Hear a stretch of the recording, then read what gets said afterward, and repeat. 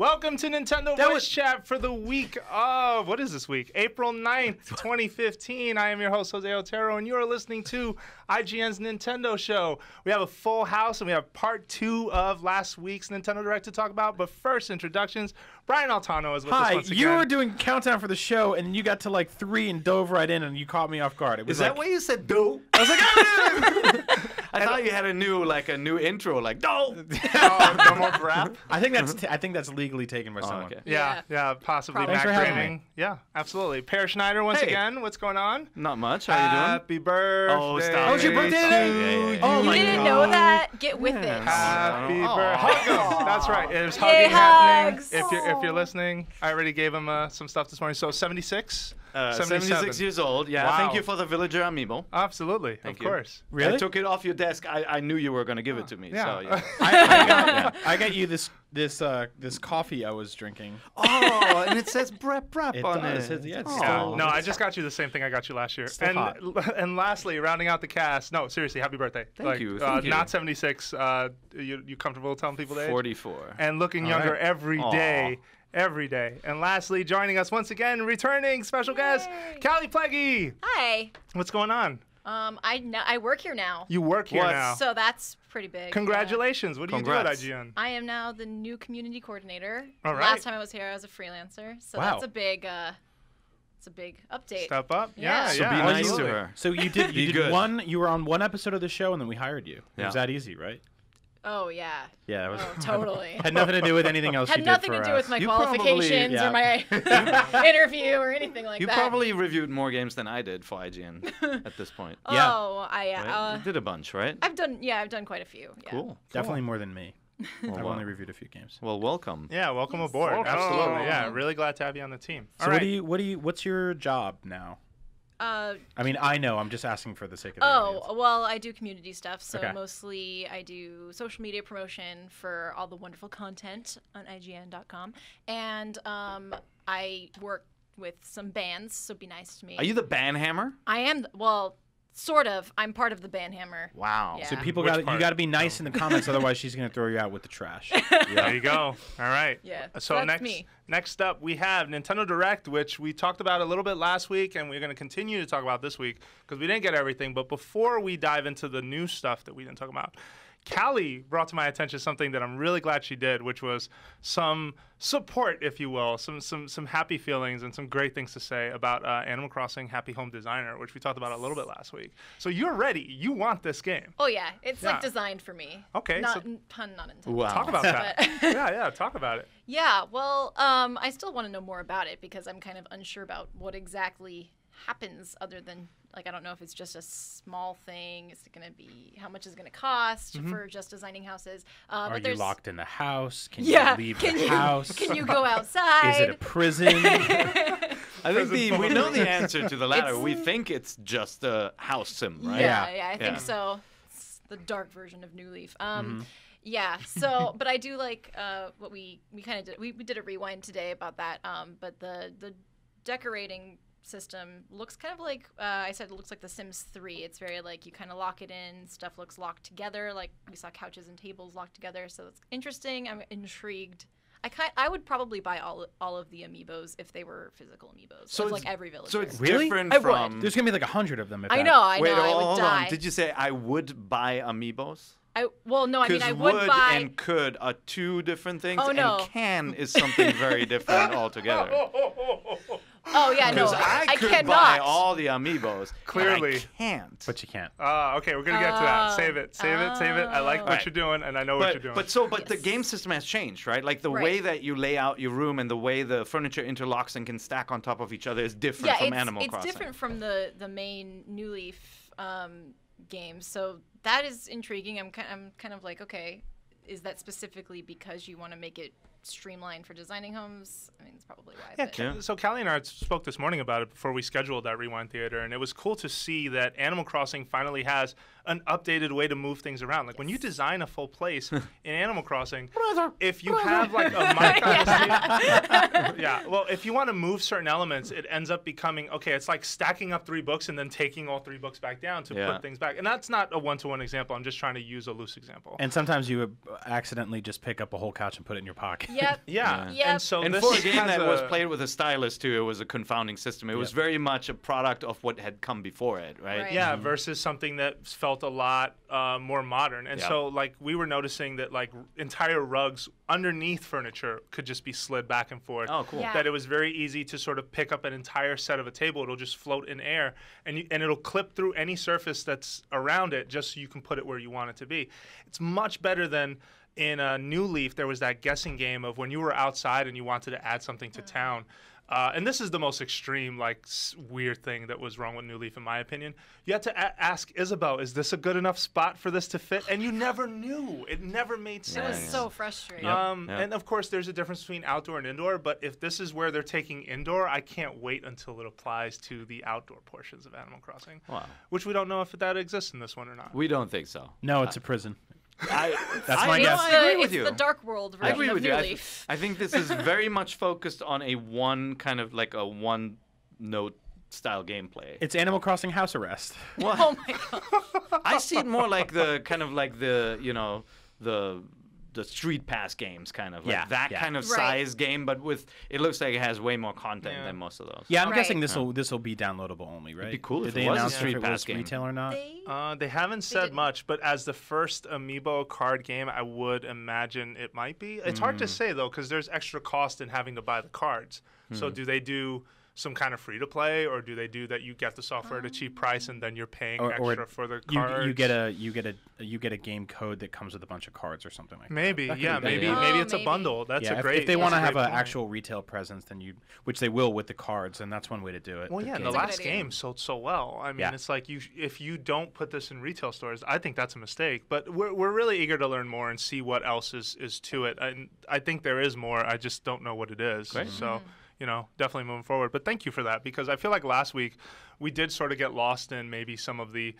I still don't know what happens after I'm done with the home, and I feel like we still have that, but we're Yeah. really positive on what is there. Right? I like that there's a life sign for the franchise. Yes. But I was hoping for a full one, you know. Yeah, and when you Right. say full, you mean Wii U. yeah, or want you a mean- real Wii yeah. U game. Well, let and No, that go may for it. very well be coming. I was gonna say I really I love Animal Crossing. I did not enjoy the Wii version. I just going back to console from Wild World, which turns 10 this year, which Yeah. blows my mind. But Wow. Wow. yeah, wow. right.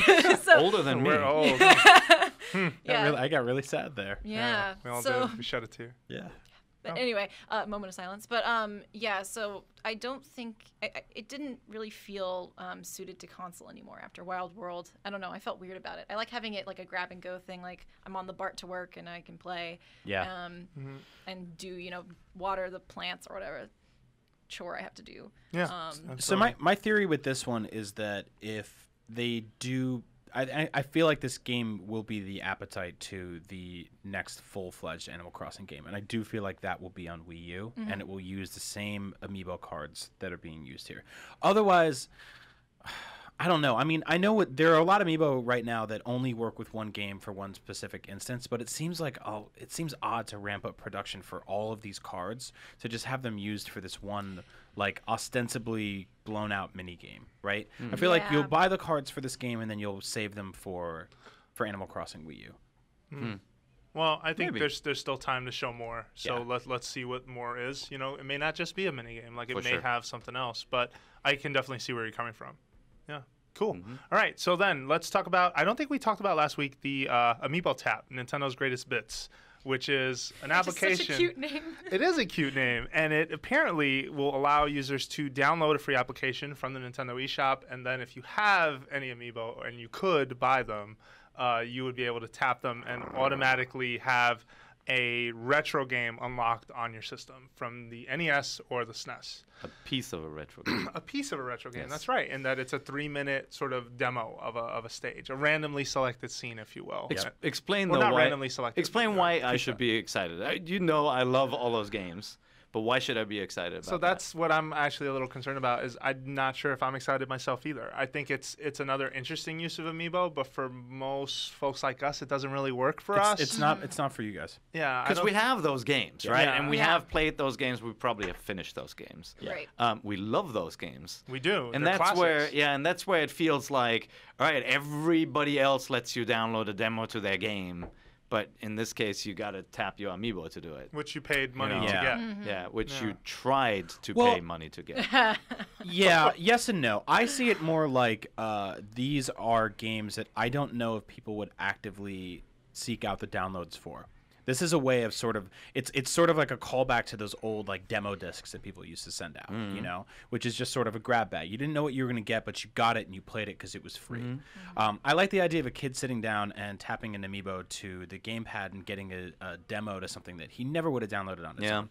Like I don't know if a kid's really going to go sit down and search out a Super That's true. Metroid demo. Yeah. It's just like looking at that game when you're a child now, I have no idea what that looks like to somebody. To me, it's visually appealing. I go, oh, I have nostalgia with that. And I love side-scrolling 16-bit graphics. All that looks awesome to me. But to a kid, like, why would he play that versus Skylanders or anything like It that? also gives purpose to every Amiibo you already own Yeah. without having to have a game that matches its Exactly, functionality. So exactly. I like that aspect that it's, it feels like a small little bonus.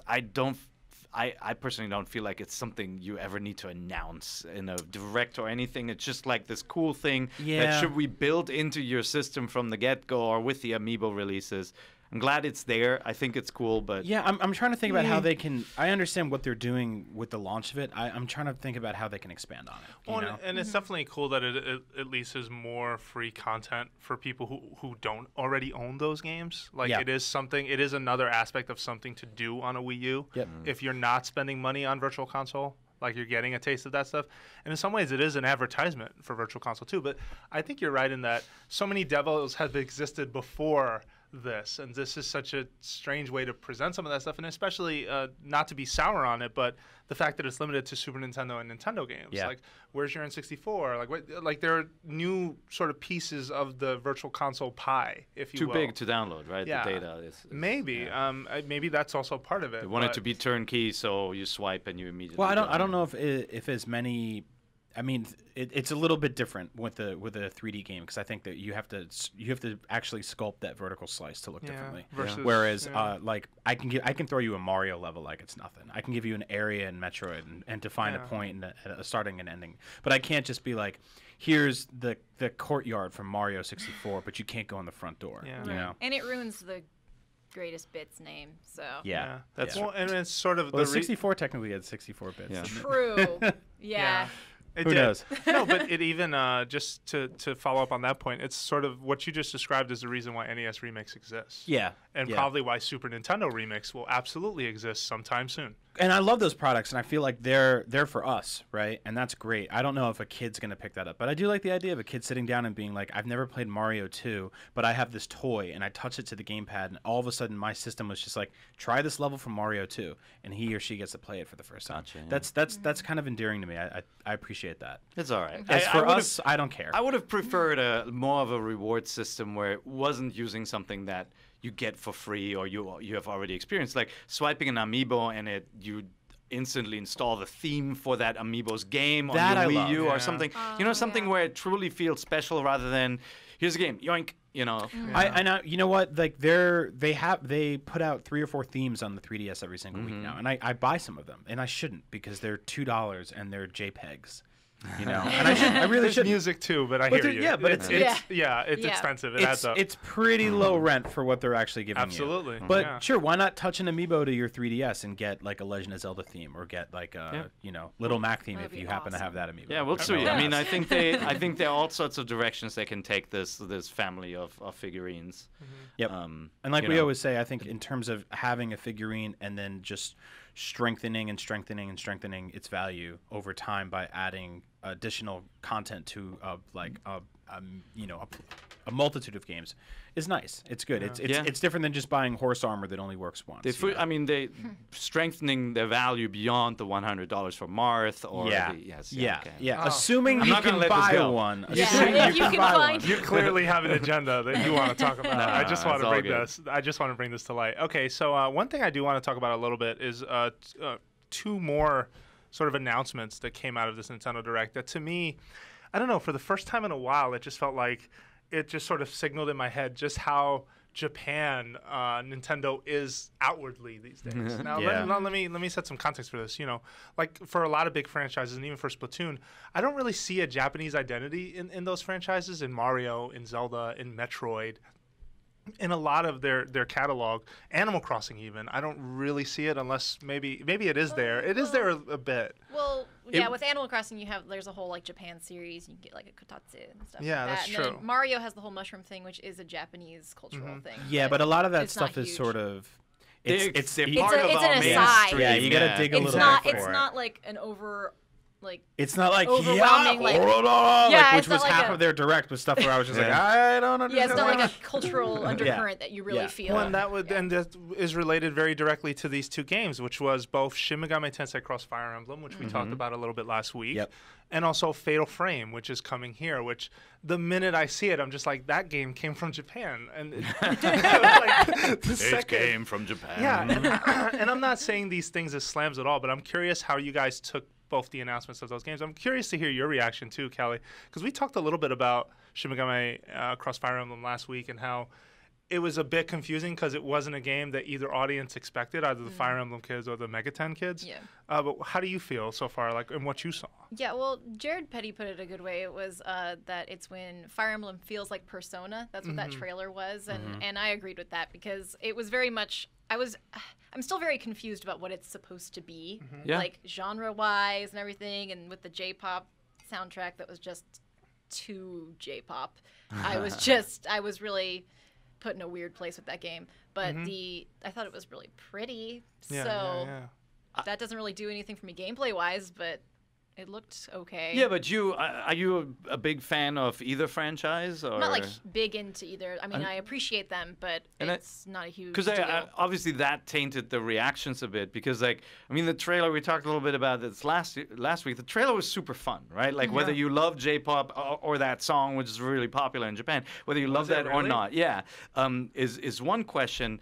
But, if you're a fan of Fire Emblem, you were expecting that game. You didn't get that. If you're a fan of SMT, you didn't get that game. But what you got was, I felt like something that looked really full-fledged and like a new, well, we don't know yet, but it looks like a new game. It looks like it has an overworld that you explore, which is something you don't do in Fire Emblem, right? And so I really love it when they go completely bonkers Japanese with these titles because... once upon a time, Pokemon was too Japanese for the U.S. Fire Emblem was definitely too Japanese. I mean, the anime style and everything about that. And now that is quickly approaching mainstream culture. Like a lot of those in the United States, where an anime can be as big as an animated cartoon, like a Saturday morning cartoon of yore, right? So I love that they're doing that. And I'm hoping that they're fully embracing this and bringing this out and no longer changing the Wenduns of this world to be more America-friendly because I think we can take it. Yeah. Oh, yeah, definitely. Well, Maybe not you and that song, but yeah. Well, I mean, I wasn't a clearly, fan Callie's on my side with this one. But that said, I did feel just sort of weirded out because I'm not used to seeing that much Japan in what Nintendo does. Is I guess what I'm saying, and I guess that's silly to some degree because even the entire presentation part of a direct feels very Japanese. Iwata standing with the white background. Like I don't know. But you mean software-wise in the U.S. direct? Because if you watch the Japanese direct, it's full of that stuff. And you look at Nintendo's success in Japan is founded on some of those titles that don't translate as well to the U.S. market. But, I mean, think about what we got out of that. Like, Layton may have been a game that was too casual for U.S. gamers, and that's a success here. Phoenix Wright, certainly, Gyakuten Saiban, that entire series, that you can actually play it now is so cool. So I love it when they infuse the directs with that. Okay. Yeah. Okay. I definitely like the Japanese kind of undercurrent you get. Like, I like the cultural... that whole feeling. Like it's like a feeling you get from it. I do enjoy Absolutely. that. I'm Yeah. still specifically with the Fire Emblem Cross Shinigami, whatever they're calling it now. That one specifically, I'm a little confused, but I love the overall, like watching it direct and having it be just very like it's just packed with personality. Like it's hard to pin down. It's just Nintendo personality, and I'm filled with so much joy when I watch it direct. So I'm really enjoying No, that. and I agree with both of you, and I think that it's definitely not a slam to just say, hey, this just felt very Japan, and Yeah, for sure. for yeah. a stretch of time, especially, I was just like, whoa, this is a lot of it. But that said, it does give them something that you're not really seeing to a degree a lot on other platforms these days. Although I know Bloodborne just came out and it is a big success, and it is absolutely From Software's masterpiece. You loved it. Oh, I do heard love it, all but about I it. do feel like I was actually thinking about that earlier about how many Japanese games nowadays sort of infiltrate the American mainstream, and I would bet that most of the people playing Bloodborne, or a lot of the people playing Bloodborne here in America, have no idea it's Japanese. No. Because it doesn't. It at no point does that come out. Like that is not. You're just in this like weird sort of British horror town fighting werewolves. Like there's nothing that's really like, I mean, the systems are weird and intricate, and they're very old school Japanese RPG, and it's confounding, and it doesn't exactly tell you what to do. But it does feel just sort of like a modern American horror game and a third person action game. So I think that like there are ways you have to sort of Trojan horse some of that stuff in with a lot of American culture, which is kind of sad. But at the same time, like, if you can get them into a game like that and a few years later show them something a little more Japanese and ease them in, then they get it. And, Pokemon, like you had said, is sort of the opposite approach, where it was very Japanese. And I think either it got less Japanese or America got more okay with it. So right now we're at a point where it's not really – Pokemon's not even Japanese anymore. It's just global, you know. And JRPGs, obviously, people here got used to playing them. Final Fantasy famously with 7 really opened the market here. But, horror is really interesting because Resident Evil was Capcom trying to be as American as they could be, right? They even hired American actors in the original PlayStation version. That's right. Barry. And but which is funny because Japan has such a vibrant horror culture, right? Like we now know from movies like The Ring, and all those like what Japanese horror movies are like, and so Fatal Frame. Like seeing Glad some you of brought it those there. games, that kind of brings that back. That there is this other half to a horror game. That is fascinating too. That Capcom was sort of aping the 80s and 90s Slasher American movies. slasher horror film style, and then the 90s and 2000s was spent in America, sort of remaking Japanese horror films. Right. Like there was that sort of back and forth that was Absolutely. happening there. So, Yeah. I love seeing that stuff. Cool. Same. Yeah, I'm curious to see how Fatal Frame does, and somewhat related, but a little bit on a fast-forward level. I mean, this week they announced that Yokai Watch is coming to the West. Yep. This is going to be a thing here. Super Okay. Japanese. It's What are yokai? Are they ghosts? Well, Are they according to the monsters? press release, yokai, they are not ghosts, monsters, or creatures. Yokai are quite simply yokai. They cannot be seen by the human eye, but they are everywhere, whether born from the soul of a deceased human or an everyday object. So first of all, they're not a ghost, but they could be born from a deceased human. An Is this for everyday kids? object discovering Yes. its Yeah, higher it's purpose. like Their Pokemon, personalities like are cutesy. This sounds Yeah. terrifying. Well, no, this is actually, it sounds a lot like Pokemon lore, because in Pokemon lore, most Pokemon are created either from like the soul of a human or human knowledge of something, and it makes Pokemon real. I didn't know that. That So is messed Yokai up. Watch Really? is- yeah, Watch like your there's back. like Yamask is a Pokemon, just it has Yeah? it's a human soul, but it's a Pokemon. So it And you sounds a lot put like it in a Pokemon. tiny ball and never let it out. Yeah. That is really dark. Oh, it's- that is Yeah. really messed Oh, up. yeah. No, there's Yeah. a dark side to all of that stuff, but Yeah. they are obviously trying to create this Pokemon thing, Oh, yes. right? Like Right. it's not a yellow mouse; it's a Pokemon. It's like it's not a giant lizard; it's a kaiju, right? Like they're trying to preserve the Japaneseness with this, and yokai are really, really.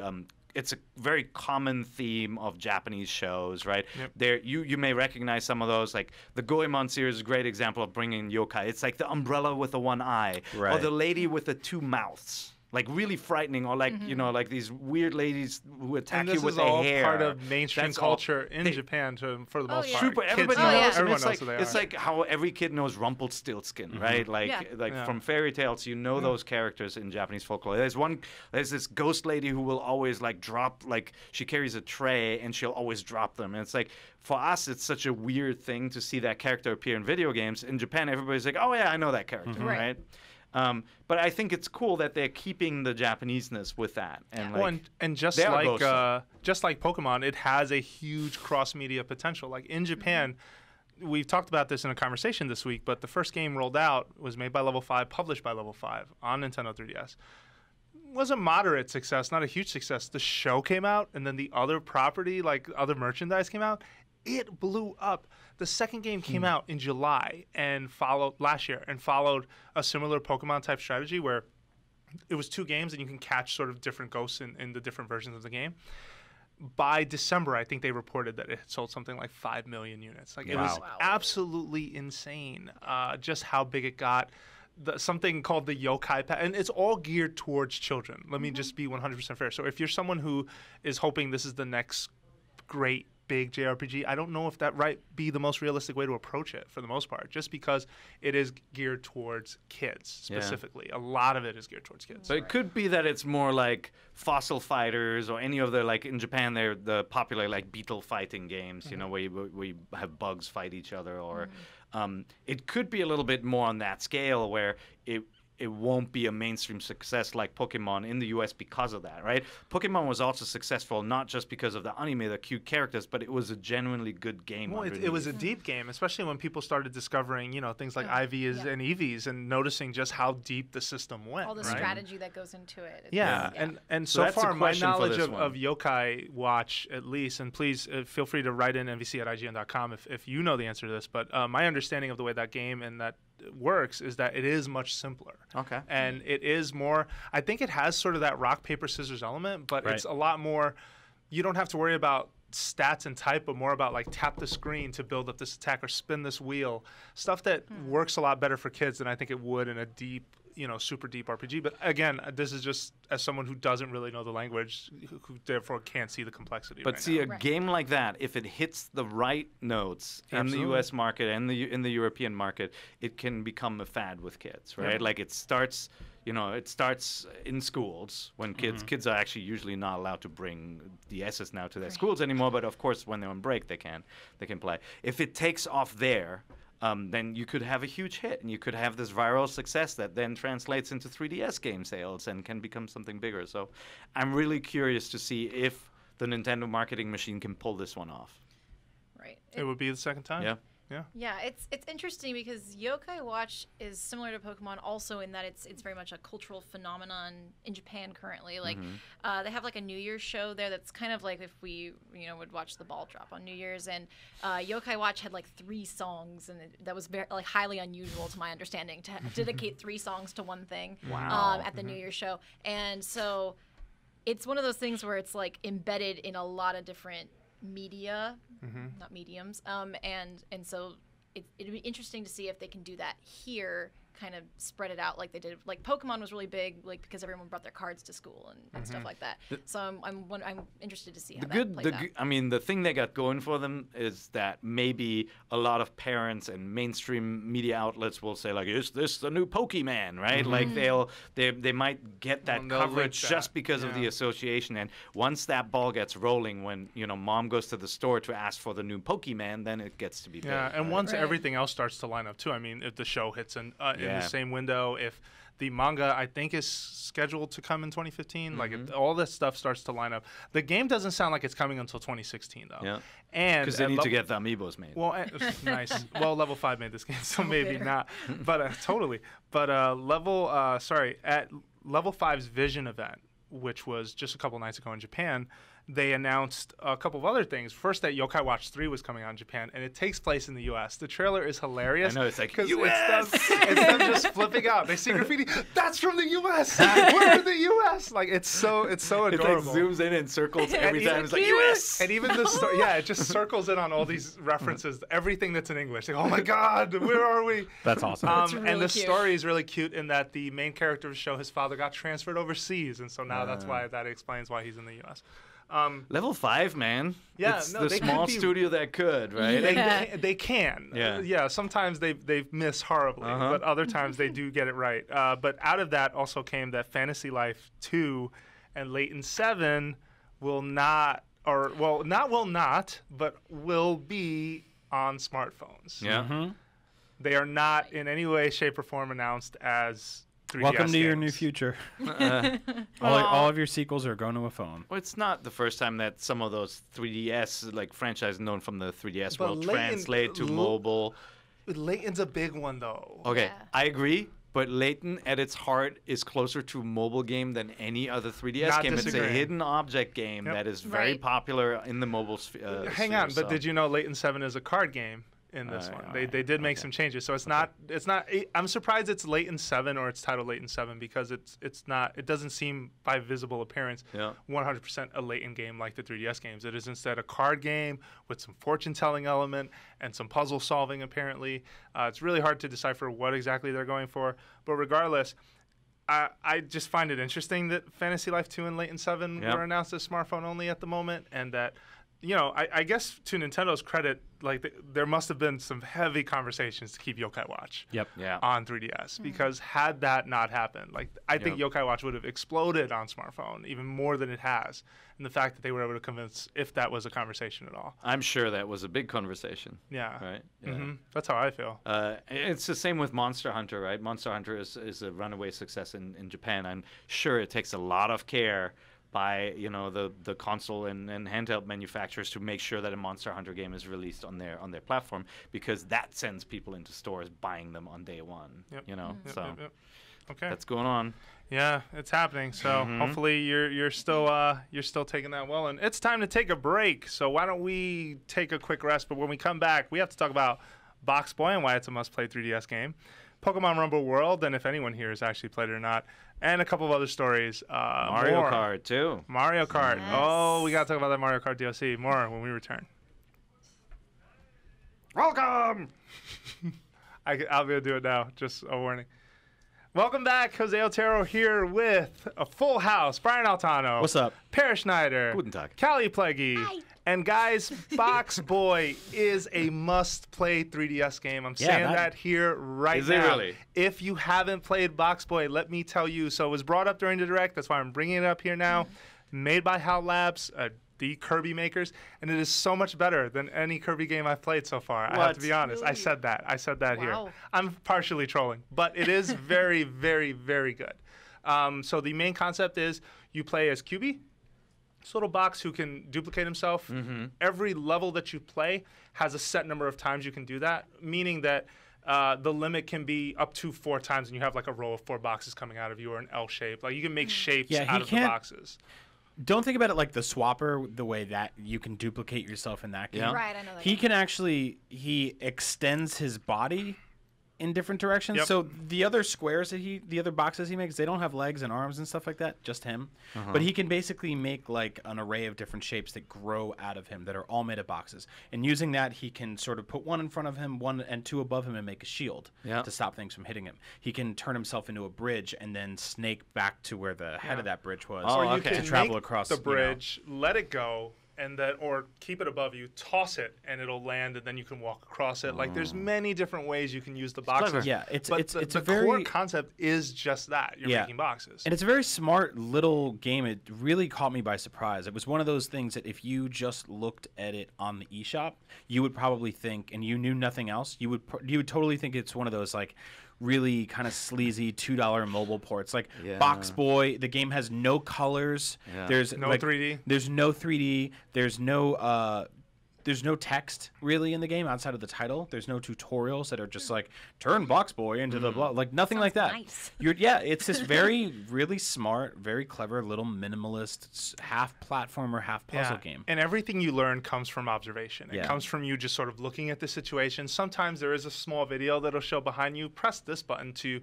and then this direction to do X or Y or whatnot. Okay. But most times, every puzzle is basically, it's up to you to figure it out. They treat you like an adult, and if you need a hint, there is always one on the bottom screen that you can ask for. And the game will notice if you're taking too long. Hey, do you want a hint? Here's what you can do. But that said, like any really well-designed like Japanese game, and this is something I completely admire about Japanese design, I bring this up a lot, is that when they land on an idea, like you can make boxes, they find every possible implementation for that concept. And I kid you not, like Brian was saying, so if there was a gap between 2 platforms, you can extend a bridge, and let's say it's just far enough, you can basically have it pull his body across. Yeah. And even though you made those boxes and the concept is making boxes, you're pulling yourself across. There's a part later you play, it's like Portal. There's a part later after that you play, it becomes like Tetris, where as you fill in these rows with extra boxes, it clears a row and you get one step closer to the goal that you're trying to reach. Nice.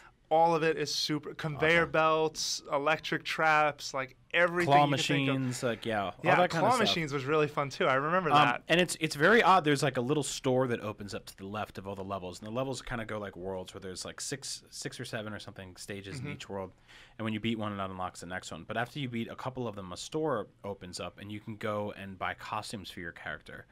So immediately, the first thing and the only thing you can buy for yourself in the game is a rapper's outfit. So you basically get like a backwards hat and sunglasses, and you're like, all right, I'm gonna play this game as a cube rapper. Yep. Like, that is an ice cube. Square-shaped rhinos. Yeah, it's awesome. I love it. So It was made for you. yeah, it's really cool. Do we know it's probably pretty cheap, right? I think it's $5. Okay, I believe yeah. Go it's check that $5. out. It's Okay. Yeah. it's such a nice little surprise to just tuck away on your Yeah. 3DS. Great. And There there are are other- some good downloadable games Yeah. coming out. Yeah. huh? Absolutely, yeah. And there are other outfits to go along with that. There's some you can dress up as a girl. There's one you dress up as an old man. And so whenever Box Boy he concentrates to make the boxes, to make sort of the extra boxes that he can make. And when he concentrates, the hair on the old man just shoots up because it's kind of long. It almost looks like I can't think of the professor, but it's at the tip of my tongue. It's just sort of that weird, sort of like stereotypical, like long Doc Brown hair, but then Okay, just yeah. shoots Yeah, up yeah, a little yeah. bit All when right. he's That's like what I figured. concentrating. It's Very really cool. nice. Yeah, no. So if you haven't, I'll you download. must play that game. It is absolutely worth your time. Yep. All right. Following that, is anyone playing Pokemon Rumble World? Another free-to-play Pokemon experiment. I stayed away from it for now. Mm-hmm. I really did not enjoy the gameplay of the original. And Yeah. I did go and buy those tiny little proto amiibos back in those days. I remember that. Remember Proto those? Amiibos, yeah. We unboxed them, right? We did Like- in a wacky video on IGN. and I like that. I like that concept. I just always felt like the game was so loose. Like For it's an just- action game, yeah. it's very simple. And yeah. I mean, it's free to play. I'll give it a look and see if it's progressed any. I'm hoping that series can evolve because the concept of using these Pokemon toys and doing battle like that is really cool. Yeah. It's just You guys checking it out at all? Have No, you guys no, tried no. it I yet? have not. I Okay. thought about it. I don't know if it's really up my alley because I'm more of a traditionalist with my Pokemon. Yeah. Absolutely. But, No, that's fair. Yeah, the first one didn't capture me, so I will say this. The only reason I'm willing to give it a shot is because Pokemon Shuffle is also really good. Like, I'm very surprised how much I like Pokemon Shuffle. And I'm not someone who typically likes sort of the match 3 style game. That's free to play too, right? That's Yes. also Are you- a free-to-play Have game. you put money into it yet? No, I refuse to put any money into it. What happens is every time you play a level, yeah, pretty much. you have to wait. Every time you play, you get 5 hearts. You recharge 5 hearts over the course of a couple of hours, right? And every time you play a stage, you lose a heart. But in return, by playing that stage, you get a chance to catch that Pokemon at the end. So you're playing a match 3 where you're trying to set up all these combinations. With certain Pokemon that you get if they can Mega Evolve, you build up a meter and then you have a Mega Evolution. Every Mega Evolved tile has a special move. So if you match them as 3, something really big happens. It'll wipe out a bunch of tiles at once. So that's really cool. But they managed to marry that with a really cool system where you want to try and catch everything and where it feels sort of attainable, even though some of the levels are really tough. They have like tough restrictions, like, hey, you have to beat this in 5 moves. Right. And you're like, man, how am I going to do that? Like, it doesn't feel cheap. You can pay money for it if you want to dump a lot of time into it. It I has know an for auto heart expiration thing, right? Like And every that's time the you play a thing. level, it takes away a heart. Not even if you screw up. It's like the price for paying. For playing. For playing is a heart. And so when you're out of hearts, you can wait till tomorrow. You can wait. I think it takes half an hour to generate 1. There you go. Yeah. Wow. Yeah. so like Puzzle and Dragons. Or, Yeah, Yeah, same very much. approach as Candy Candy Crush. Crush, Although Candy Crush, you fail and you lose your heart. Yeah. Here it is more about, just Yeah. I we're will gonna say- take your hearts away. Yeah. It's Gauntlet. I will Yeah, say- yeah. yeah, right. I will say it is a bummer to have a game that doesn't want you to play. You have to dump money into to want to continue playing. I will say that part of it because I'm not very familiar with those kind of games. It's not something I really have tried to, be sort of up on. But I will say that I do respect. Hey, I did my Pokemon Shuffle moves. Now I'm going to move on to something else, and I'm done for until the next day or a couple hours later, and I feel like checking it. Yeah, right? Like during the commute. That format works really well on mobile phones, right? Where you have so much choice instantly, and sometimes you just want to fill a couple of minutes and mess around and then move on. And so that's it's a little different with a 3DS. Like you bring a 3DS because you know you're going to use it for a little bit more than just watering your plants usually, you know? Yeah, it's interesting, though. I mean, they do have nice variety of software. Like, you were playing another game earlier, right? Yes, Affordable Space Adventures. Yeah. Let's tangent real quick. So, oh, man. Yeah, what a fun coolest game. thing you and I have played, I think, in a while, Yeah, especially as a co-op team. And so I tried this game by myself, and I enjoyed it. It's very, it's this sort of Atmospheric. side-scrolling space exploration game where you're this like really rickety, broken little ship, and all of hoopty. Like the thing from Explorers, basically, or like the like the thing from Spaceballs. And basically your second screen. This is you have to play this game on 2 screens. All the action happens on the top screen on your TV, and on the bottom screen on your Wii U gamepad, you have all your controls. So you basically have your layout for your ship, and you want to mess with things like your thrusters and your weight and stuff like that. And that sounds boring. Just sounds like explaining science. But it's actually this sort of system of making sure none of the lights get too hot because otherwise your ship bursts into flames. So it's like FTL, a little like FTL management on the screen. Little bit. But not a roguelike. But not as crazy as that. Yeah. So like you get to a water area and you're like, how do I get to the bottom of this thing? You increase your mass and all of a sudden your ship gets really heavy and just plunk. Drop like a rock. Yeah. Now playing in 2-player gets really, really interesting because I played it with Jose, and Jose is piloting the ship, so he's actually navigating through all the puzzles and treachery and stuff like that. And I'm flipping all the knobs and levers to make sure that he's okay. So I'm like, I have to reduce his speed to nothing so he can navigate through this really tiny tunnel. But I'm starting to overheat, or he's starting to get too slow. So I put his thrusters up, and all of a sudden he starts rocketing, and he hits into a wall and explodes. And I'm like, oh, damn it, I'm so sorry. I'm also, on my gamepad, I'm controlling his spotlight. So while he's looking around, I've got the flashlight in the I'm whip. the guy who can shoot, but he's the one who's aiming. Yeah. And so what ends up happening is like I have to hit a certain target that's through a narrow shaft, and I'm like, first of all, Brian has to help me stabilize the ship because we're underwater, and underwater I can't really pilot that well. Yeah, I said it. I can't really pilot that well because the controls are intentionally designed that you kind of it's they're out of your hands. Yeah, it's really pretty much in his hands because he's the engineer and I'm the pilot. So he finally levels us out, and then I'm like, okay, you see him wheeling the searchlight around, trying to line it up so that I can then take the shot and hit the switch so that we can leave. Yeah. And there's a lot of that. Anytime we get like struck by lightning or the ship systems all turn off, Brian has to hit all the buttons on the touchpad to get everything powered up again. Where it gets real tense is with enemies. So this is designed as a sort of stealthy space flight simulator. And I don't think those words have ever been tossed together before, like those genres, like those ideas. But so we have an enemy. Let's say Pear is our token enemy. You have a field of awareness in your old age. That I have to scan, kind of like Metroid Prime. You know? Yeah, so you have to scan to see your field of awareness, and then we can also see how alert you are to the noise that we're making, because this thing sounds like a beat-up car. You hear like a every couple seconds, it just backfires out of nowhere. We also have an electric engine, but it still makes a lot of noise. So depending on what enemies are scanning for what, some of them are like scanning for heat, and they're like, any heat and I'll kill it, or any electricity and I'll kill it. So for the heat enemies, you want to flip on your electric thrusters and basically just like sort of like and like putter through space. And it's like, it's so adorable watching this crappy little spaceship just being like, and then the second your heat gets a little too high, the thing lights up and goes and blows you up. Or one of them is scanning for electricity, so you want to get your thrusters up, but you don't want to go too fast because now you're internally, your piece of crap ship can't handle any of the stuff you're putting into it, so it starts overheating and blowing up. So this was either the best ad lib, or is this game really like that? Yeah, no, this is real. I feel like you guys just made it up. Real. No, this is 100% real. What was hilarious too is that Brian. So we're trying to sneak by an enemy. The way you can tell that the enemy can't detect you is that field that's around them, it's an orb, will go from, there's a design along the edges, it'll slowly fade away, and you'll see sort of a blue color happen. And when that happens, you know, okay, I could sneak by, putter by, it's not going to see me. But what's funny is Brian in the, I guess, experimental engineer that he is, he's like switching off thrusters. The spaceship just falls like a rock in front of the enemy. And I'm like, Brian, I can't move. he's like wiggling at the bottom. I got it. And it's like a demented version of Scotty from like Star Trek, who just doesn't know what he's doing. It's like Chewie. So accidentally, he drops to the ground. I hit his thrusters to the max, and he shoots up and explodes. And the enemy's like, "What are you doing? What's going on? What are you doing?" Yeah, so yeah, that's check that where out. it gets really tense and really fun. It supports up to 3 players. The third player is a science officer.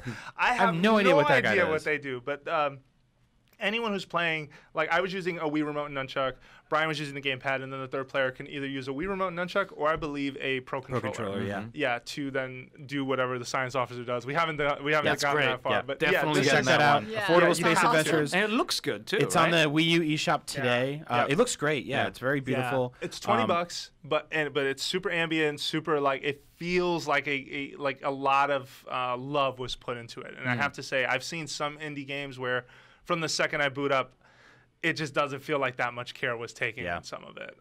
Or it's just one guy who just would have to live 100 years to put that much care into it. Yeah, right? Like, this thing 100%, like really, really cool. Definitely look.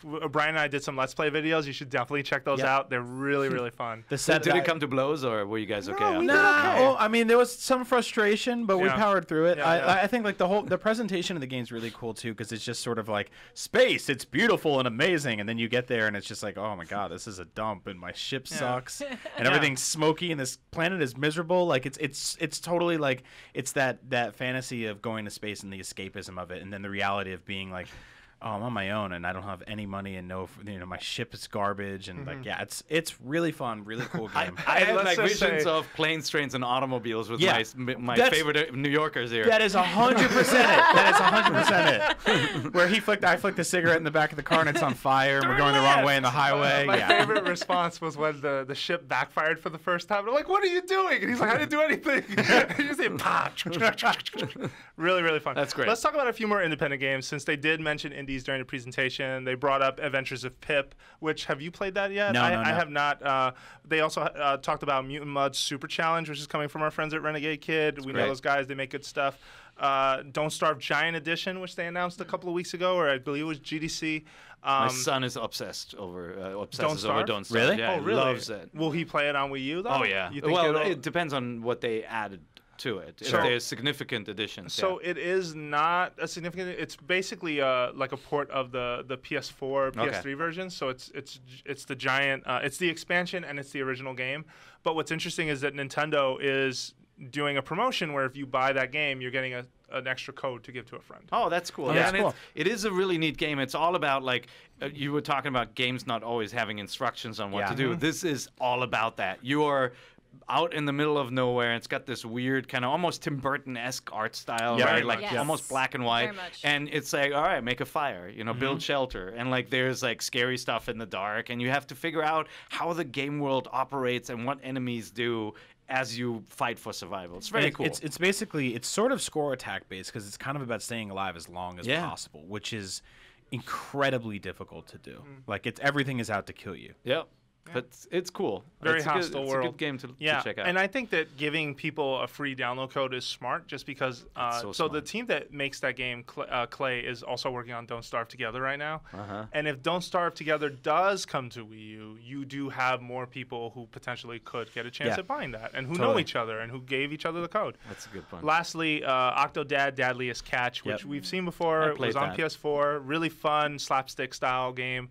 That's also on Wii U. I really enjoyed that game. It was, I thought it would be the joke that gets old too fast. Like Surgeon Simulator, that kind of like, I can't quite control it. Totally. Where I remember, you play a round or two of Surgeon Simulator and you're just kind of like, oh, it's really funny, but then you're like, oh, but I actually have to progress in these levels. Octodad is this like incredibly slapstick game about this octopus guy that is married to a normal, wonderful woman, and they have normal human American kids, I guess. He pretends to be a human. He pretends to be a human. Somehow he's hoodwinked this woman women through an entire marriage and And multiple kids. pregnancies. I don't have any understanding of how that bedroom works. behavior. And he's basically like, "Bye, honey, I gotta go to work." And as he's Tentacles. leaving the house, like he's got to make breakfast and get his briefcase. And He goes. He's like, Yeah, Like And- if Dr. Zoidberg couldn't speak. And just picture every part of his body is controlled by a different sort of impetus on your controller, and him just walking through the kitchen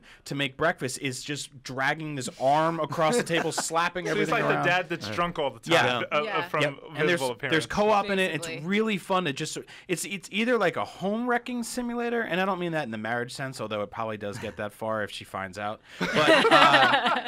But you're physically destroying your house in your backyard, and I thought it would get old really fast, and it actually really holds up over a bunch of levels. So I'm really excited to see this come And to the Wii jokes U. apply to more than just the story. Like the opening joke is one of my favorites because it's the day of the wedding. This Octodad is getting dressed inside of his room, and someone comes because it's like, where is he? Why isn't he at the altar? Everyone's whispering. This guy comes to the door. He opens it. He looks in. He goes, he sees the Octodad. You're expecting, oh man. He goes, you're not dressed. You're like, wait, what? It's got a little bit of that Simpsons Futurama Yep, type yep. humor. I mean, like Yes. my favorite is just putting a burger on the grill, and Yeah. you're supposed to blend in, right? So you want to do a good job, but at the same time, like you try to put the patty on the grill, and it just flies across Yeah. the screen. You're like, bah! It's just so Yeah, good. it's like if they made a video game out of trying to open up your front door drunk. yeah. Like, No, it's just yeah. where the key just like hits all, and you're like, I'm going to sleep on the floor. Forget it. Yeah, pretty much. I will say one of my other favorite little challenges in that was when you're at the supermarket. Oh, yeah. And there's a lady who took the last box of cereal your kids want. Yeah. And you have to wait until she's looking the other way and then snatch it out of That's impossible. out of her cart. impossible. And it's really hard to do. So yeah, it's really funny.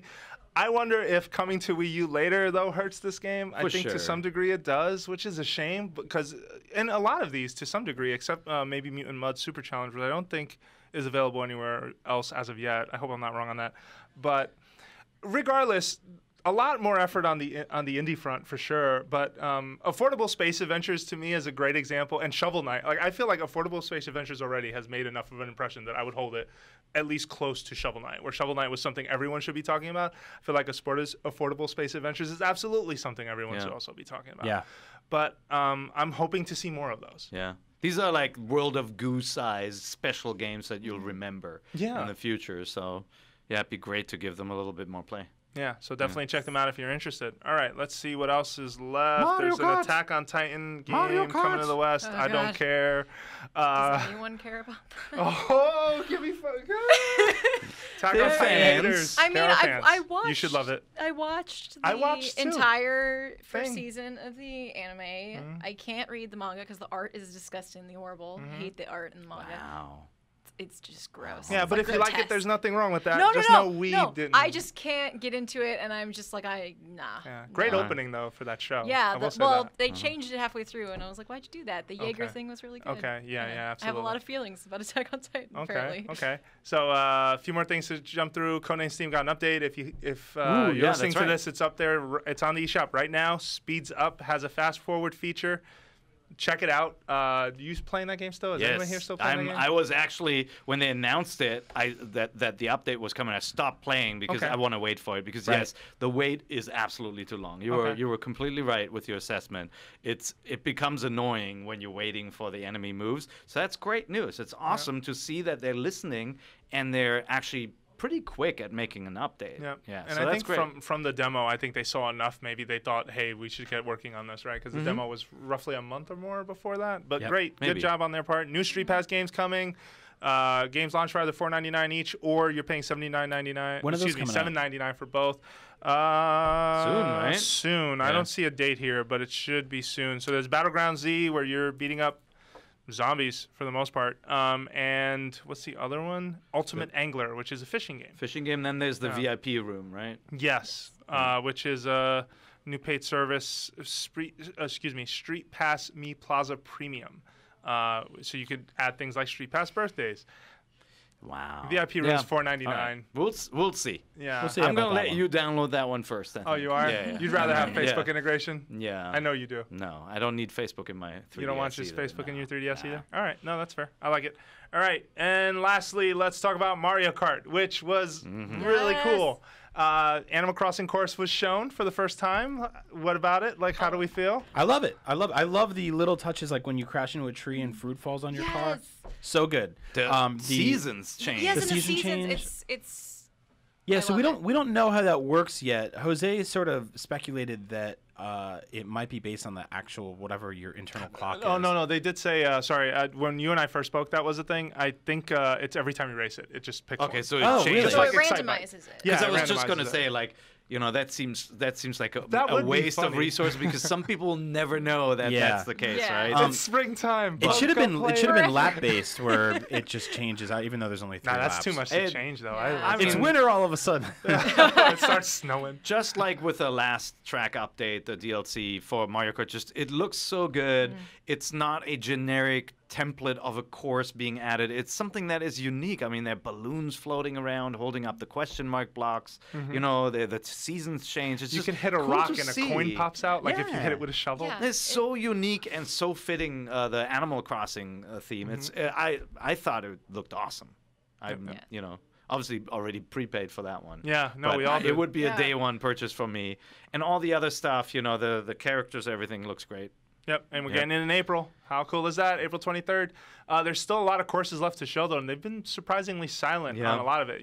With the last track, November update, they were rolling out a lot of that stuff on their social channels. I just haven't seen anything yet, or maybe I'm just not looking. I'm not sure. Like when the Master Cycle happened, we all went nuts. We were like, what? Yeah. Link is on a bike. Yeah. But the big upgrade, we gotta talk about 200cc? 200cc. Yes. So you thought they were punking you? I 100% thought they were. It was punking April me. Fool's Day. Yeah. That made perfect sense. Yeah. Yeah. Especially when the tumbler started spinning, and I'm just like, they're not. If it's not 200, like I'm just I don't get it. Yeah, I thought it was gonna be like an unfunny, like I 193cc or something. Yeah, yeah. No, but then 200cc is absolutely real. It is substantially faster. Yep. When you see the games being played, there's a video on IGN as well, where you can compare a lap time or an entire race in 200cc. Man, it makes a difference. It is fast. It's not yet F-Zero fast, but it is Mario Kart very special fast. I think driving the Captain Falcon amiibo costume in his car on the Mute City course in 200cc, it's about as close as we're going to get to an F-Zero game this generation. So I'm totally Yeah. for that. You never know. You never know. All it takes is a designer from maybe a third-party designer saying F-Zero is what got me into designing games. It Yep. happened with Sega, and then suddenly a concept like that could be born. But in the meantime, what a great feature. I would have never come up with that. No. But what a great feature to get you to revisit a game and all the tracks you've already played, because that's going to feel different. Well, and Yes. it's going to play Yeah. different because you're going to take turns a certain way that are different. You're New going to make shortcuts. jumps, and there's going to be new shortcuts. shortcuts. Right. And it's interesting that this worked. Like, I don't know, was this already in development before all of this DLC talk? Like, I almost wonder, like, when did someone walk in the room and say, 200cc? That's what we're doing. We're gonna make it work. Like, I'm just like, I really? think Yeah. those are the things that like when a programmer is like working on his own and like messing with a game and like tweaks something and goes, oh my god, look at what I works. did, and then everybody gets together and plays it, and this is great. We got to put this. Man, in. Yeah, a like- blue shell is going to put you like 2 laps behind on this thing. Yeah. It's like with Civ when they messed up Gandhi and now he goes like a nuke shoe. Yeah, They yeah. just kept it. Yeah, They kept they just it kept because it. they were like, lol, this is great. An That's NES right. remix, actually. Wasn't that just something like that was like a test that a designer was working on? Oh yeah, no, absolutely. That was Hayashida sort of playing around with some concepts. Yeah. Actually, no, that's the story I believe for that game, and also for like Super Luigi Brothers. Captain Toad, yeah, I he was think, just as well, hacking right? and playing around with, Yeah. with different classic games, and it led to NES remix. We had a feature on that. That's right. There was also some Amiibo will unlock certain costumes. I think we talked about that. The So if Pac-Man you- one looks awesome. Yeah, if you Yeah. can buy it, you can have it. Is apparently the Animal strategy Crossing is for one of this, them. Though. Good luck finding that dude. Yeah. Oh, Villager. Yeah. Okay, so we've been dancing around this enough, I think. Like, Yeah. let's because of intense anger. let's spin the Amiibo wheel then on this podcast and talk a little bit about why we have been, sort of quietly. Brian is Cracking my cracking his knuckles. Well, knuckles. Brian is all set, I think, right? I'm all right. Didn't You to, pre-ordered the whole I wave? got the whole. Somehow I got the whole wave. So we Blind were luck. we Yeah. were in a commentary Blind video luck. where we talked about the direct, and we were joking that just sitting there means that we're going to miss out on Amiibo pre-orders, and that pretty much happened, right? Yeah. Like the entire, I mean, you guys know this is not the first time this happened. The entire pre-order system seems really broken. The supply is just not there. We're talking about The scalpers are. We're talking about figurines that unlock something special in games, so it's a desirable item. We're not talking about a collectible variant on something that you might not have to have, right? Gold Amiibo, I think there are a lot of people who are fine never owning a gold Mario. Yeah. Like I'm raising Jose. my hand. I'm fine. I didn't go. I looked for it at one Walmart, didn't find it, and said, I'm okay with this. I don't need to own this. But That's I fine. made a bootleg one at work if you want it. Okay. But how much does You it can watch that video on IGN. How much does it suck for a diehard Mario Kart fan to be staring at that locked villager costume every time they go to the Me screen, right? So yeah, that's where I think it becomes problematic. Is that Nintendo specifically has trained me my entire life as a completionist, as like that collector that finds everything in every game, that gets every coin, that gets every, their games are designed around unlocking everything. 100%, 96% on Super Mario World. They're finding every special coin in every Mario game to change the color of your file name and stuff like that. And now they're continuing to make games that have things like that, but they're making it impossible to actually get everything.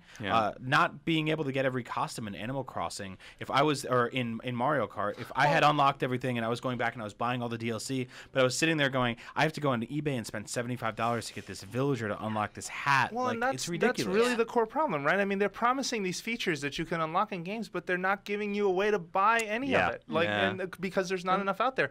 How awful is it that if you're someone who plays as Rosalina in Smash, or you're someone who plays as Ness right now, and you're sitting there going, you can't wait till that Ness amiibo comes out, that's totally the one I want, and you're not getting that. You're not getting a piece of an experience because there's not enough there. And they're not saying anything. And that's the question, right? Like, Yeah. it is possible that the situation resolves itself because Nintendo somehow, maybe they find a new manufacturer or someone else, and they are more courageous with putting more amiibos of one type into stores. But if that was the case, then the last Direct should have been about that too. And it was not. It was about announcing a ton of new amiibos, including Yoshis, 3 new Yoshis, including 3 Splatoon characters, the entire Wave 6 characters, right? And then almost with pride, they said we will have retailer exclusives again. And I guarantee you there was not a single viewer of that Direct who said, that's great. Yeah, it's awful news. That's terrible. And guess what happened? GameStop, I said, hey, GameStop's probably the best equipped to handle NES, right? It came down. It came crashing down. Guess what happened? You had to go into the store at a time when people need to be at work, right? Not everybody can just take off, including me, and stand in line. That is a bold-faced lie. I have meetings. Stand in line at GameStop, and stand in line you had to, and stay at GameStop for a long time you had to too, because their computers ordering shut down. systems would crash because all stores, 5,000 GameStop stores around the country, all had to access the same inventory of NES pre-orders and somehow get their customers in. What was that character? Ness? Ness? From what game was he from? That's from Earthbound. Do you hear that, Nintendo? People care about him. Make another one of those games. Yeah, well, that's another thing, right? Ness. No, but Ness is what took down the entire worldwide infrastructure of GameStop.com. of one of the largest, kid with a hat. of one of the largest single, focus retailers in the entire world. Who does right? pre-orders for video games, anticipated games at that all the time. And it's because of this it is a bit of artificial scarcity too, because there are not that many NESs to go around. It's not like there are people lining up to buy 1 million of these. They're just not enough. And so it creates this crunch. Kudos to all the GameStop employees who were awesome. Yeah. I've only heard great stories about them, really, with their customer care. Some people couldn't get the order and calling them later to get it in. So But I couldn't get Can one. I add a little anecdote to that? I just, on a whim, on my way home that day, but it was like 6:30 by then, stopped by a GameStop, and I asked, hey, so do you guys have any of those NES amiibos? And they're like, everything's gone. And I was like, okay, well, I figured that would be the answer, but let me since I do this show, let me ask how it went. How were things this afternoon? And they're like, honestly, it was like very calm. It was very sort of reserved. Nintendo fans are very different than Call of Duty fans. And I was like, fair enough. Fair enough. That's Yeah. good. They hide their But- rage on the internet. But this is becoming more and more of a problem. And as waves get announced or roll out to retailers, and only certain ones from the last wave disappear. I mean, every store has Mario, every store has Peach, every store has Link. I get that. I know why there's so many. It's actually sad to see those 3 characters sitting there these days. My store's all Sonic now. It's just That's 'cause Sonic. You know why? Because he sucks. Yeah, that's 100% a thing. No, but as this continues to happen, you are locking out more and more customers from experiencing things that you're putting time to make in these games, and I just don't understand the logic there right now. I don't. And it's not, some people would make the argument, hey, if you really, really want it, you'll sit there, you'll refresh. I did that, man. I was sitting there at 2 a.m. when a surprise pre-order went up, and I couldn't check out. The cart system was failing. Target, just Jigglypuff, Greninja, all of those are exclusives. Couldn't get in. And I think back in November, we underestimated the problem because it was the holiday rush, and we just wrote it off as that. I want to 100% believe that's why we all thought maybe this is just because of that. And now it is freaking April, and this is still a thing. It just doesn't make sense. And so there's demand for these. That is clear. Why make a whole range of new ones, roll out 6 at once or whatever, instead of trying to resupply and see when the demand is met and then roll out the next one? In Japan, these Amiibo all have release dates, set release dates. They're rolled out one by one most of the time. Like, give me one new Amiibo a month and restock the ones people want. Or how about this? How about this? Here's what you try. Business. You make all of the Amiibo available for pre-order. All of them. Mm-hmm. And then you make how many were pre-ordered. Yeah. I mean, no, how hard is that? Instead of going, we have 100 great. of them and we're going to sell 100 of them. Yeah. Toys R Us put Greninja on eBay? Do you know how many they put up? 4. Wow. The official Toys R Us eBay page put up 4 Greninjas on eBay and sold them out in half a second, of course. To play devil's advocate, Why even bother? To play devil's advocate, though, with the pre-order system you just mentioned, we don't know how long it takes to actually make and then ship them. That's the only thing I would say is it could be a challenge, but at least if we knew it was a guarantee, it wouldn't be so bad. Even if it's 5 months, people are used to going into a GameStop and putting $5 down on something they don't get for years. Yeah. Duke Nukem. So Callie, I've noticed you've wanted to say a few things here and there. What's your take on all this? Right. I just wanted to jump in when you noted that it's locking people out of experiences. Yeah. I just think that's very contrary to Nintendo in general. Nintendo's not about locking people out of experiences, and so this is it feels just. It's like I get uncomfortable about it. It's not planned. Nintendo. It's not planned. Yeah, it's not planned. They're not showing you King Dedede and Kirby and then saying you can't have it. Yeah, it's not. It's not like they're trying to do it or anything, but it does feel very decidedly anti-Nintendo, and I want it to be remedied because it just doesn't feel right. Yeah. Yeah, and it's the issue is though that it feels and maybe they're having really heated discussions inside Nintendo with NCL, with the suppliers. We don't know. The fact is, folks from Nintendo listening, from the outside, it looks like you don't care. Because it's not addressed on the Direct, and even worse, on Twitter feeds, on Facebook posts, saying like, hey, what's your favorite Amiibo? And then the answers are all like, they can't tweet anything. On Easter Sunday, they're like, looks like Yoshi's hiding some Amiibo in his eggs. Which one's going to be? And people were like, die! I mean, like, they came out and they said, don't worry, we're reprinting Marth. And everyone was kind of like, yeah, what does that even mean? Well, wait a minute. Make 100 of them? Marth was going to be released in April and then was quietly moved to May. And even then, like, even the resupply doesn't make sense. Villager is about to be an unlockable skin in Mario Kart 8. How many villagers are even out in the world right now? And I hate that we've just taken this negative turn, but I feel like a lot of this stuff has been building and has to be said. This Amiibo situation needs to get figured out. This is unacceptable to a degree. And the template is there, right? Skylanders is out there, Disney is out there, and Lego is coming up, right? Yeah. Others are doing it. The Disney Infinity aisle is ever expanding. Yeah. And the Amiibo one is fixed, and it's the same size, and it's just your old friends that you've seen so many times. That said, a strong Direct, a good show for the most part. Lots of cool stuff shown, and I do want to swing this around to end on a positive note. Overall, the big guns, obviously at E3, right? Yeah. Like, you're not going to see those in April. Hopefully, we get one more Direct in May, although it'll probably be very Splatoon focused just because that comes out at the end of the month. Right. But at E3, let's see what shows up. I'm super eager to see it. That said, there's enough to keep me busy that I'm very happy. I mean, this is the first time in a while we've even talked about a lot of indie games on the horizon that And you should really be, good ones. Yeah, really good ones you should care Yeah. about, on top of what you're getting from Smash Brothers, which we talked about last episode, what you're getting from Mario Kart, which we talked about this episode. There's a lot of stuff out there. There's definitely, and that was our takeaway, right? This Direct was filled with stuff. It was a lot of stuff. And my takeaway was, like, if you're a Nintendo fan and you only have a 3DS or Wii U, there's going to be plenty to play. Yep. You're not going to be playing a Zelda game every month or maybe even this year, right? But you will have access to some unique games that might not have come to the US even if it hadn't come to this kind of drought. So I've got to let Callie go because she's got somewhere she's got to be. But Oh, Callie, no. thank you so much for coming in. Congratulations. We're so happy to have you aboard. Yes, and have thank you Yeah, you for for- sure. thank Congrats you on the new for- job. Thank you for that, and thank you for having me again. Absolutely. Having me back. Yes. I love doing this. So, Awesome. Great. Cool. We'll have you Where on can more the often. folks find you on Twitter? I am at Inky Dojiko, which is What the? it's Japanese. Is that the squid or the girl? Dojiko is the anime trope for a very clumsy girl, which I am. So it's I have not noticed INKY. Oh, good. INKYDOJIKKO. So Okay. All right. that's me. Thanks so much. Thanks for having me. I gotta go to a meeting. So, All right. yeah. Thank Go get you. 'em. All right. Yep. I'll take the heat if you're in trouble because you're late. Okay. All right. Bye. Yep.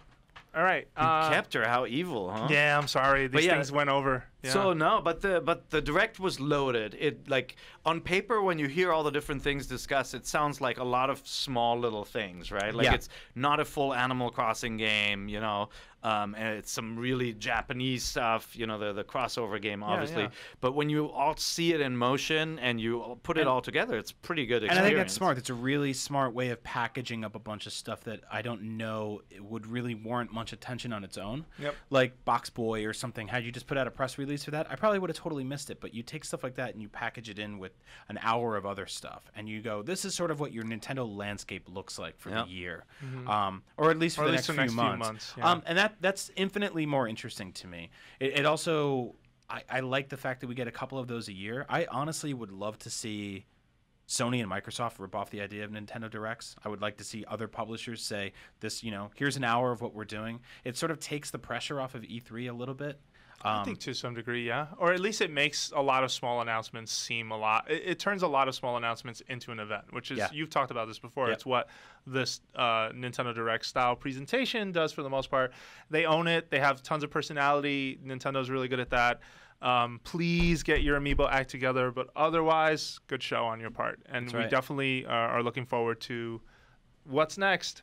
Which, you know, not to be the insatiable crowd that we are, but we are really excited for what's For next. sure. I'm dying to see Star Fox. We talked me about too. that. I was just thinking about that. I think Star Fox is the big game for this year from them. I'd be Well, let's see. surprised if we see one that is a bigger franchise title from them this year. Well, let's maybe go through some E3 predictions next show because we're getting Yeah. close. We might Oh, as yeah. well. Might as well get that going. And next What are week, you working on, Retro? What's going on over there? Yeah. Show us what you're working on. Oh, sure. Yeah, What are you working seriously. on? Next Level Games. Yeah. What are you working on? There's a bunch of studios you can probably name drop and say what's the deal here. Yeah, but thank you for listening to Nintendo Voice Chat. We are a weekly show on IGN, and guess what? Next week, the question block is back. What? Great. Which means we need your questions. So if you can think of a really good conversation topic, send it over to nvc@ign.com. Let us know succinctly what you want us to talk about. Try to stay away from should they make game X. That sometimes the can get a answer's little yes. dry because the answer is always either one word or no. Yeah. Like, try and find something a little deeper. Why would this make sense right now? Or something that could lead to a sort of a bigger session of discussion. Just feedback for people who have been emailing. Other than that, you can also leave the show feedback. Head on over to NVC on... Well, there's a couple places they could do it. On email, nvc@ign.com. You can head on over to iTunes, leave us a show review. It always helps with visibility when we have have a our fans Facebook say group. things about There's it. a great Facebook group. Facebook group you should be talking to as well. Facebook NVC There's one- Amiibo group. I was going to bring that up. It's a There is support another group. one of those. It's a support group. It's an AA group, for They're Christ. there for you on tough days. We've given them a few shout outs, but they kept this group pure. You have to ask to be let in. You can't, there's no scalping. So it's people trading Amiibo for the value of an Amiibo, and helping each other discover when they go up for sale. It's a really good group. And if you're a They've scalper given and me- you try to join, go ahead. I dare you. You're going to be out and soon, faster than you knew Yeah, what on the happened. street. I've gotten so many heads ups from that group when something went on sale, but I'm just always just that second too late because they're only for So sale. who do you have pre-ordered from this round? From this round, I have the Splatoon trio, basically, and then Pac-Man was the only one I could check out in my cart when the pre-orders went up. GameStop, you couldn't even do anything yet. So, All right. yeah.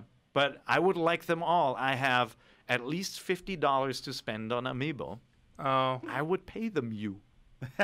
got it. All right. How many of you pre-ordered in this I round? have everyone but Ness, but a friend of the show, Seth Macy, who freelances for us, got a Ness and realized he didn't want one. So he's hooking Who me is up. this person? He's a friend of mine. You need to make friends. That's what you got to do. No, but who buys So- a NES and goes, oh, I didn't really want NES? My good friend Seth Macy. So, Shout out ask me Seth. how many I've pre-ordered. How many have you pre-ordered? 0. What Are you happened? out? I don't know. Oh, know. I man. know that I will continue to cover these things for work because Sure. Nintendo is always gracious enough to send them. Full disclosure, we keep the Amiibo Nintendo does send when they send them because we don't get every wave in a nice display case in the office, so we don't keep them. But I don't know if I'm going to continue. I have every Amiibo released so far.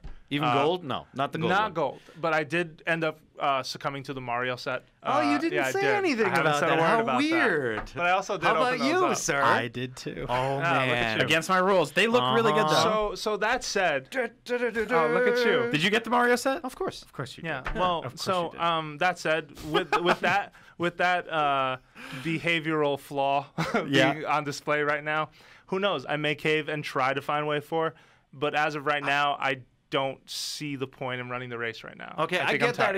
It is greatly frustrating, but they look really good. Oh, I agree. Each wave has gotten better. Every Each wave. Amiibo now that gets announced, I'm like, that design is awesome. They figured out a way to make the stands I look also- less janky. It's great. I want to add that I fully support you dropping out because it means there's Oh, you get more? more opportunity for people If like you her could and I. still try to pre-order whenever you see them and just give them to us, that'd Yeah, be great. exactly. Yeah. We'll You remember see. what I did? I was Amiibo hustler last round. I was ordering extras for everybody. You Nobody did. remembers that now. You of course did. not. Oh. It's every man for themselves out Because there. now we have like 9 of each Amiibo. It's pretty much the case. Well, and also before when I was taking us out of the show, don't forget that you can come on over to IGN.com, see all of our videos, see all of our articles. Yep. Me and Brian just finished 3 videos trying to co-pilot Affordable Space Adventures. It's a ton of fun. You should totally watch them. Yeah, and yeah. if not, you should totally Really be fun willing Let's to check Plays. out that game. All right. Yeah, so that's everything. You can find Brian Altano on Twitter. Yeah, that's right. At Agent Bizzle. I also just put up a bunch of videos. I'm doing a lot of new original content on IGN. So, Altano ate it. how do you find? Yeah, how do you find those IGN original? Just look for IGN originals. But we did some funny videos about Bloodborne. We're eating snacks on camera. I went to the Nintendo World Store or the Nintendo store in Headquarters. at Nintendo headquarters Yep. in Redmond, Washington. I talked about the trip on the show, but I actually went and bought a bunch of stuff there. They wouldn't let me shoot anything inside the show or inside the store, so you do see me intro outside of the building and inside the lobby, and then I brought all the stuff I bought back here and opened it up like a happy little So, kid. So it's especially hilarious because it's censored. Like, since he can't talk about certain things, when he talks about it, you just see a Nintendo sign cover his mouth. That's Yeah. awesome. Because he can't. I saw you got the try to say it out Hanafuda loud. cards. I have that set yeah, too. yeah, very cool. Yeah, very most cool of the stuff. items And the at that store playing you can cards. get at the Nintendo World Store if you ever go to New York. Definitely check that place Absolutely. out. There's Yeah. one specifically I want to call out. I know we're running late, but there was a Zelda puzzle I bought there that was like an actual 500-piece jigsaw puzzle Yeah. that is this sepia-toned map that is the hardest Zelda puzzle in any Zelda game, outside of any Zelda game. In real life, it is very, very difficult. So check that Francisco out. has that puzzle. Yeah. Him and his wife completed it. That's right, completed. Took So a you gotta weekend, get right? your- I don't remember. I think it took him a weekend, but we're actually going to frame that somewhere. And it Oh, looks really awesome. dope. Yeah. The one thing about that map that blows my mind is that it's hard to tell which games it's based on. I think it's like all of them at once. I'm not entirely sure. It's a Hyrule Historia kind of Yeah, like Yeah, merged it feels map, that way. right? It feels Yeah, like it yeah. just I merged know the all image. of them I've seen together. it. So it's Yeah. really interesting, but you should definitely check that out too. All right, awesome. Well, thank you for listening. You can find Pear also on Twitter at Pair IGN. Make sure you wish him a happy birthday or a happy belated by the time you listen to this. Thank and you can follow me as well, Jose_Otero on Twitter. Thank you very much again for listening, and we will be back next week with more Nintendo Voice Chat. See ya.